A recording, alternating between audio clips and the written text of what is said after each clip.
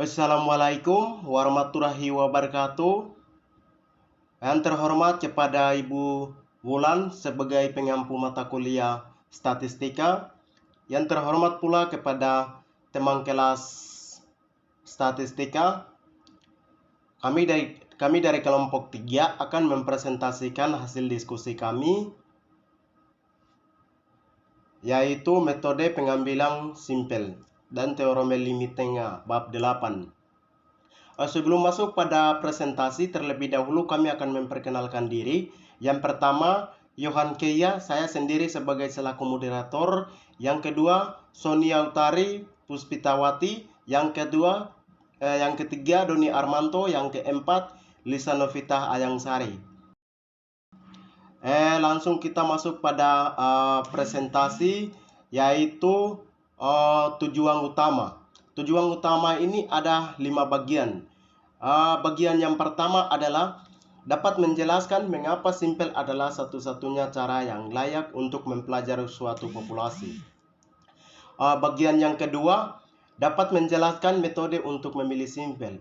Bagian yang ketiga dapat menentukan dan membuat distribusi sampling dari mean sampling. Bagian yang keempat adalah dapat menentukan teorema limit tengah. Bagian yang kelima adalah dapat menggunakan teorema limit tengah untuk menemukan probabilitas pemilihan mean simple. Nah, kenapa kita harus mempelajari materi ini? Karena tujuan yang pertama, jadi pada dasarnya materi ini akan sangat berguna di mata kuliah metode penelitian ke depannya. Kalau kita nanti melakukan penelitian, maka kita harus tahu ini siapa respondennya, terus respon yang ini bisa disebut juga sebagai populasi. Populasi sendiri ini adalah seluruh anggota penelitian, dan simpel adalah bagian dari anggota penelitian yang mewakili populasi tersebut. Jadi misalnya saja saya ambil sebagai contoh,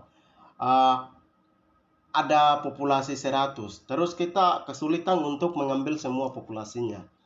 Nah, maka kita bisa memakai beberapa simpel saja yang nantinya bisa mencukupi untuk mewakili seluruh simpel tersebut. Lalu yang kedua tujuan kita yaitu lalu selanjutnya teman-teman juga harus bisa mengetahui. Dan yang terakhir nanti kita juga akan mempelajari teorema central limit.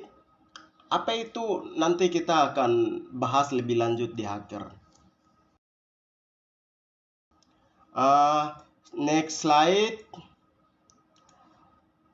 With simple population, yaitu ada 5 bagian yang terdapat. Bagian yang pertama adalah ketidakmungkinan fisik untuk memeriksa semua item dalam populasi. Bagian yang kedua adalah biaya mempelajari semua item dalam suatu populasi. Bagian yang ketiga adalah hasil simpel biasanya memandai. Bagian yang keempat adalah menghubungi seluruh populasi seringkali memakan waktu. Bagian yang kelima adalah sifat destruktif dari tes tertentu. Nah, kita melihat di sini, saya ambil sebagai contoh kenapa sih kita memakai simpel dari suatu populasi. Nah, jadi seperti yang saya paparkan sedikit tentang simpel dan populasi sebelumnya ya, yang sudah saya paparkan di atas. Saya sudah sampaikan bahwa semisalnya ada 10 populasi, kan tidak mungkin kita ambil semuanya. Itu kan akan memakan banyak tenaga dan waktu nantinya. Maka dengan begitu kita bisa memakai simpel atau bagian yang bisa mewakili dari seluruh populasi tersebut. Nah, bisa dilihat di sini ya, yang pertama. Yang kedua, tentu saja nanti kita akan memerlukan banyak biaya. Yang ketiga, pada umumnya hasil dari sampel tersebut biasanya sudah cukup mewadai, jadi kita tidak perlu susah payah meneliti 10 data atau lebih. Yang keempat, seperti yang saya jelaskan dan saya sudah sampaikan di atas tadi, bahwa penelitian banyak data populasi pastinya akan membutuhkan waktu yang bisa dibilang atau bisa dikatakan sangat jangka waktu yang lama. Dan yang terakhir yaitu sifat deskriptif dari tes tertentu. Nah, apa itu maksudnya? Jadi, itu tes yang nantinya bersifat merusak untuk menguji apakah ada kegagalan. Kenapa begitu? Nah, di sini saya mengambil sebagai sebuah contoh, yaitu uji coba seperti tes anti-batting pada suatu produk atau barang. Jadi misalnya nanti kita dibanting atau dites dan ternyata barang tersebut itu rusak, maka sampel kita akan berkurang. Jadi kalau kita memakai satu populasi untuk tes ini, maka habis sudah semua produk kita. Slide yang selanjutnya, probability sampling, yaitu ada dua bagian yang terdapat. Bagian yang pertama adalah simple probability, merupakan simple yang dipilih sedemikian rupa sehingga setiap item atau orang dalam populasi yang diteliti memiliki kemampuan untuk dimasuki dalam simple. Bagian yang kedua adalah metode ini memberikan kesempatan buka kurung probabilitas tutup burung yang sama kepada setiap anggota populasi untuk terpilih menjadi anggota simple. Nah, ini simple probabilitas merupakan lalu metode ini bisa memberikan. Jadi nantinya setiap anggota populasi itu berhak untuk menjadi anggota simple. Ya, walaupun tidak semua anggota populasi dapat menjadi anggota simple. Karena nanti akan ada kriteria tertentu yang akan kita bahas nantinya di metode pengambilan simple. Seperti begitu. Next. Metode probability sampling, yaitu ada 4 bagian yang terdapat. Yang bagian yang pertama adalah simple random sampling. Yang kedua systematic random sampling. Yang ketiga stratified random sampling. Yang keempat cluster sampling. Untuk penjelasan yang lebih lanjut nanti akan dipresentasi oleh teman saya, Mbak Sonia. Waktu dan tempat saya persilakan. Terima kasih. Simple random sampling. Sampel dirumuskan sehingga setiap item atau orang dalam populasi memiliki kesempatan yang sama untuk diikutsertakan. Memilih sampel dengan cara mengundi semua anggota populasi untuk dipilih sebagian sebagai anggota sampel. Metode ini biasanya digunakan untuk jumlah anggota populasi yang relatif sedikit. Contoh ilustrasi sebagai gambarannya yaitu undian arisan untuk mencari kesempatan menangnya. Selanjutnya, ada simple random sampling. Item atau individu populasi diatur dalam beberapa urutan. Sebuah titik awal dipilih dan kemudian setiap anggota populasi dipilih sebagai sampel, yang merupakan metode memilih anggota sampel dari suatu populasi dengan interval sama. Biasanya diukur dengan ukuran waktu, ranking, maupun jarak. Stratified random sampling. Metode memilih anggota sampel dengan cara membagi populasi menjadi beberapa lapisan berbeda atau strata. Contohnya, pengelompokan karyawan berdasarkan tingkat pendidikan, seperti SD, SMP, SMA, D3, dan S1. Cluster sampling. Populasi pertama-tama dibagi menjadi unit primer, kemudian sampel dipilih dari unit primer. Memilih sampel dengan membuat populasi menjadi beberapa kelompok, lalu dipilih beberapa anggota dari setiap kelompok secara random untuk dijadikan sebagai anggota kelompok. Pengelompokan anggota populasi ke dalam beberapa klaster atau kelompok bersifat setara. Sampling error. Kesalahan pengambilan sampel atau sampling error adalah beberapa perbedaan antara statistik sampel dan parameter populasi yang sesuai. Sampling error merupakan penyimpangan yang terjadi karena adanya kesalahan dalam pemakaian sampel. Semakin besar sampel yang diambil, maka semakin kecil terjadinya penyimpangan. Sampling distribution of the sample mean. Distribusi sampling dari rata-rata atau mean sampel adalah distribusi probabilitas yang terdiri dari semua mean sampel yang memungkinkan dari ukuran sampel tertentu yang dipilih dari suatu populasi.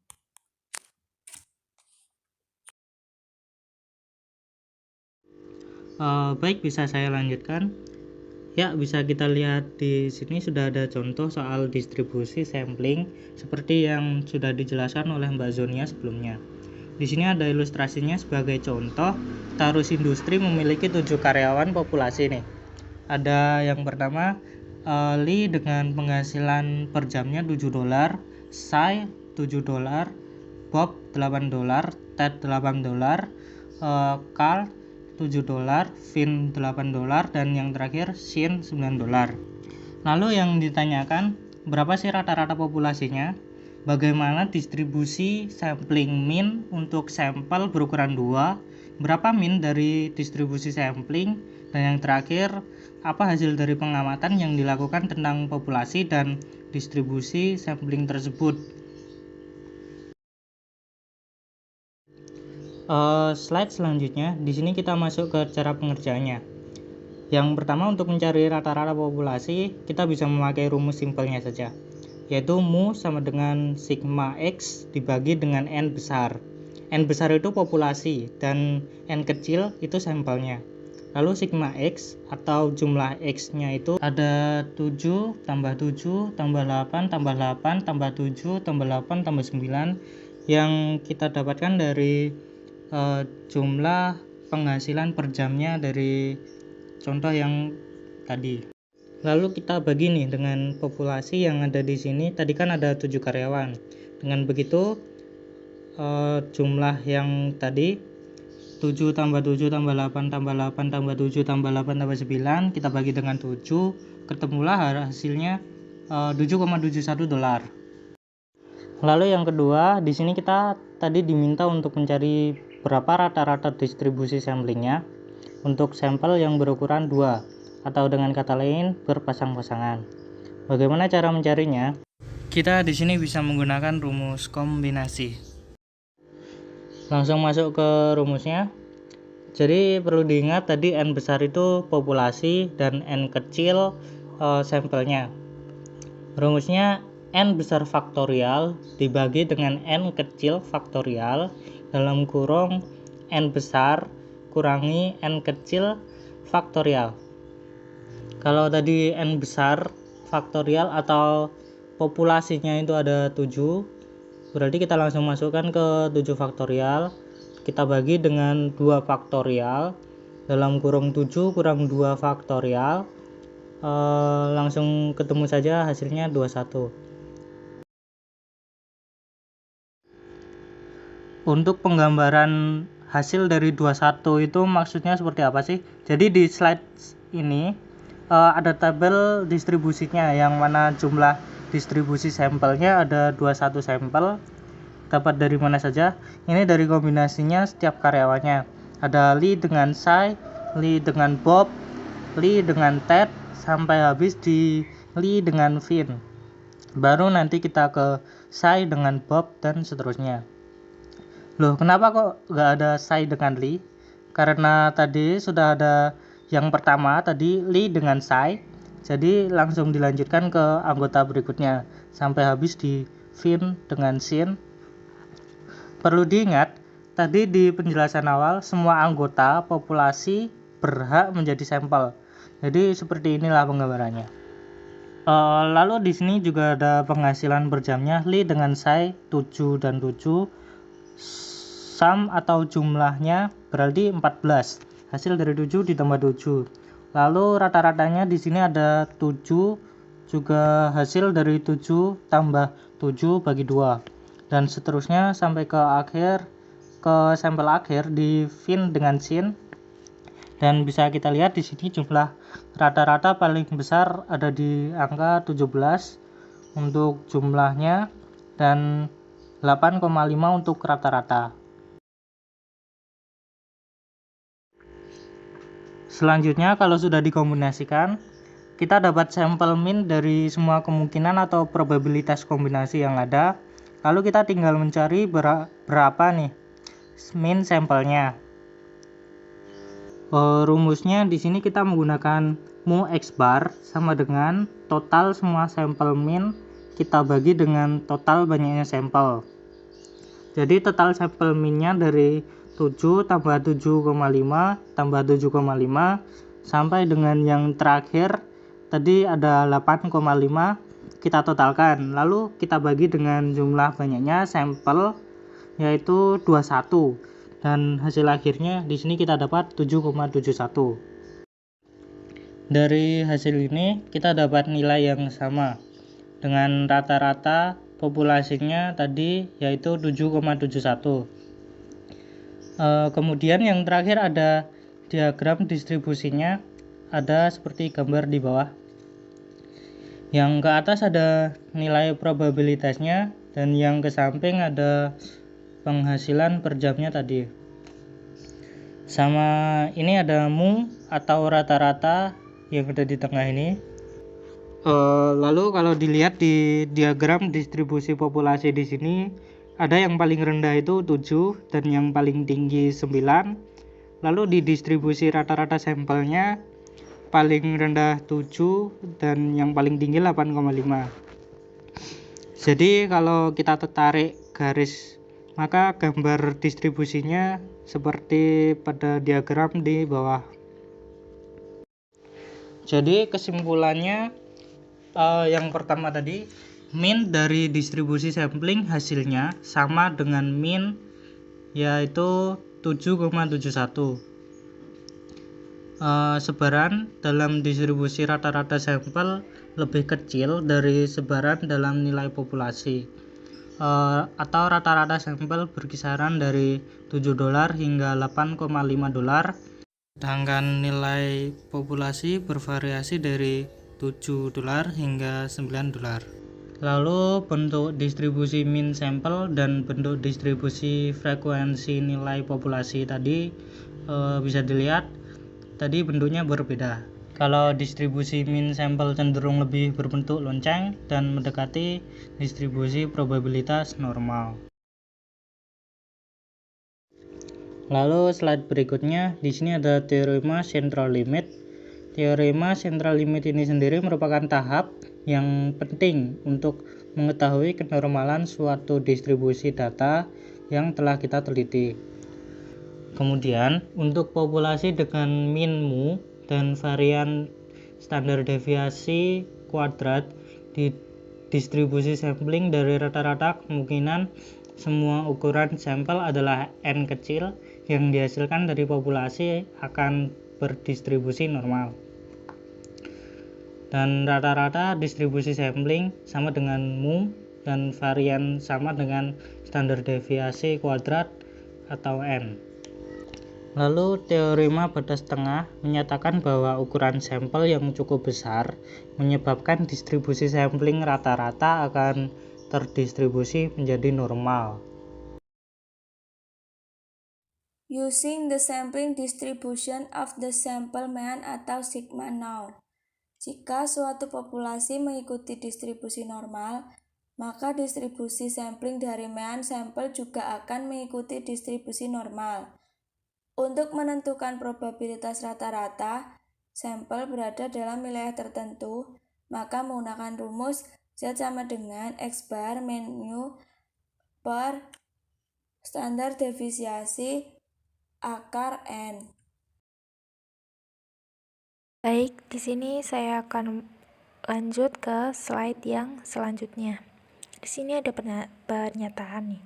Jika suatu populasi itu tidak normal, tapi sampelnya itu berukuran setidaknya 30 observasi, maka rata-rata itu akan mengikuti distribusi normal.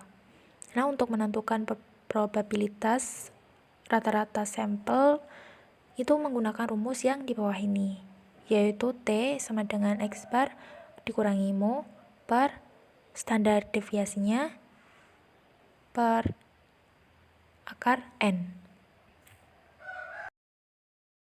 Di slide selanjutnya ini ada sebuah contoh kasus. Nah, Departemen Jaminan Kualitas untuk Cola Incorporation tuh nyiapin catatan mengenai jumlah cola dalam botol jumbonya.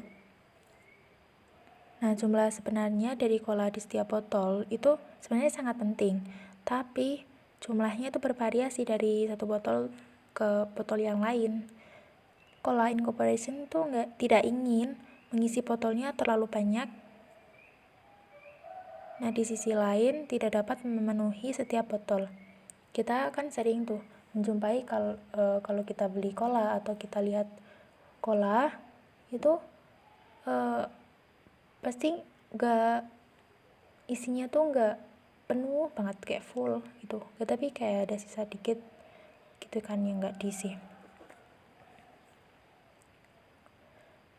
Nah, di sini catatannya tuh menunjukkan bahwa jumlah cola itu mengikuti distribusi probabilitas normal.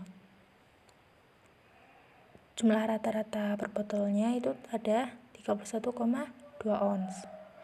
Nah, terus standar deviasi populasinya itu ada 0,4 ons.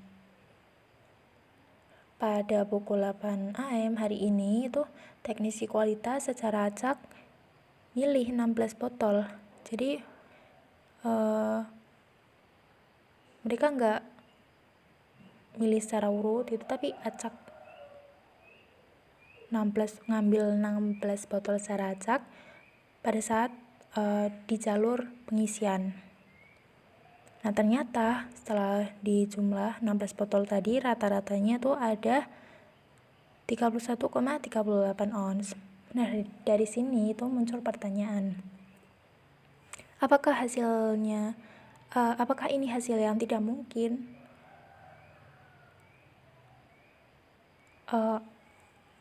Apakah kemungkinan proses memasukkannya itu memasukkan cola tadi, memasukkan sodanya itu kayak terlalu banyak? Apa kita masukkan sodanya itu terlalu banyak sih gitu? Nah, kita harus mencari nih nilai kesalahan pengambilan sampelnya berapa. Terus habis itu dia analisa nilai kesalahan tersebut itu bisa nggak sih diterima. Ini ada step pertama atau langkah pertama, yaitu kita harus menemukan nilai Z yang sesuai dengan sampel dari 31,38. 31,38 itu rata-rata yang dihitung yang kedua tadi. Kita menggunakan rumusnya yang Z sama dengan X bar dikurangi mu, X barnya tuh 31,38, yaitu rata-rata yang dihitung tadi. Terus dikurangi mu nya itu 31,38. atau 31,2 yang penghitungannya yang pertama tadi.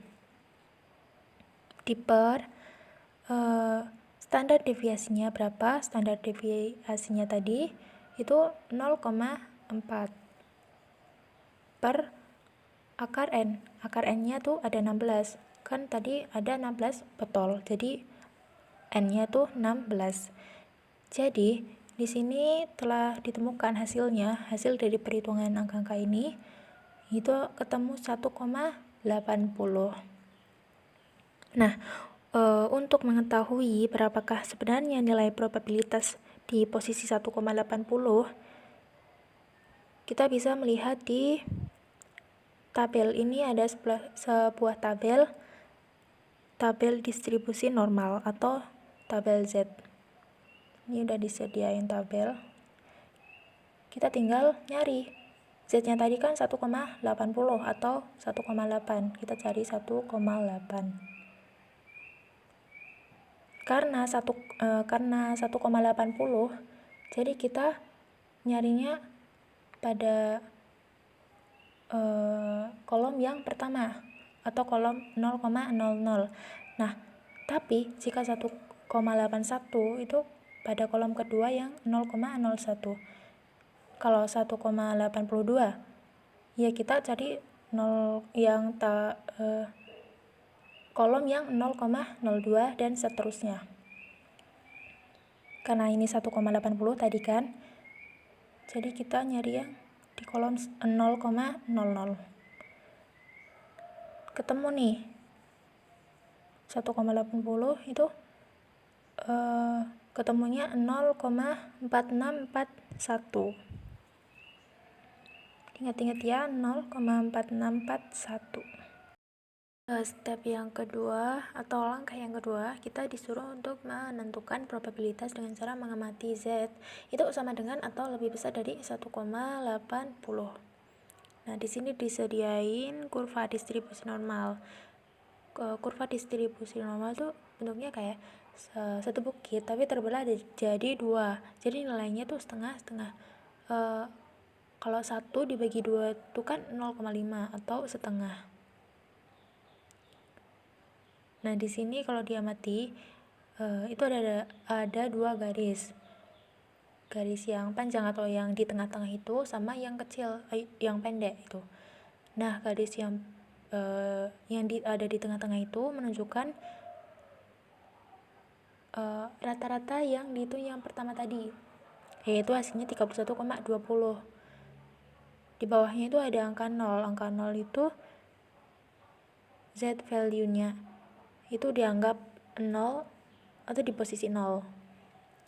Nah, garis yang kedua, garis yang pendek itu menunjukkan rata-rata dari 16 botol yang diambil secara acak tadi, yaitu ada 31,38. Dan Z value-nya 1,80 yang udah kita hitung tadi belakangan tadi.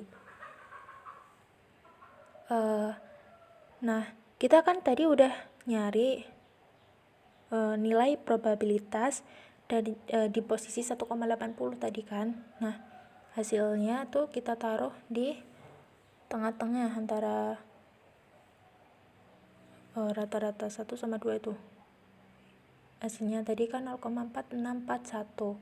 0,4641 itu angka yang ada di diagram di kurva itu nilai yang kita cari tadi, yang di tabel tadi. Nah, terus di sampingnya itu kan ada angka lagi tuh 0,0359. Itu dapatnya dari mana? Itu dapatnya dari setengah dari bukit tadi itu kan 0,5. Nah, kita tinggal kurangin aja 0,5 dikurangi sama 0,4641 dan ketemu hasilnya 0,0359. Itu yang kayak ekor yang warnanya gelap itu ya. Itu ada 0,0359. Dan ditemukan kesimpulannya yaitu ternyata kecil kemungkinannya, bahkan kurang dari 4% peluang untuk bisa milih sampel yang terdiri dari 16 pengamatan dari populasi normal itu dengan rata-ratanya itu 31,2 ons. Ternyata kemungkinannya itu kecil, bahkan kurang dari 4%. Tadi berapa ya? bahkan 0,0359 itu kan nggak ada 4% gitu peluangnya untuk bisa milih sampel yang rata-ratanya tuh 31,2 ons dan standar deviasi populasinya 0,4 ons, terus menemukan rata-rata sampel sama dengan atau lebih besar dari 31,38 ons. Dalam proses memasukkan cola ke dalam botol tuh ternyata dianggap terlalu banyak karena rata-ratanya lebih besar tuh 31,38 ons bukan 31,2 ons. Terus teknisi kualitas tuh harus menemui pengawas produksi tentang pengurangan jumlah soda di setiap botolnya. Jadi dalam proses pemasukan cola atau soda itu ke dalam botol itu dianggap terlalu banyak gitu. Oke, sekian presentasi dan penjabaran dari kelompok 3 kelompok kami tentang metode pengambilan sampel dan teorema limit tengah. Nah, apabila dari kami ada kesalahan dalam pengucapan atau kekurangan, mohon dimaklumi. Sekian dan terima kasih.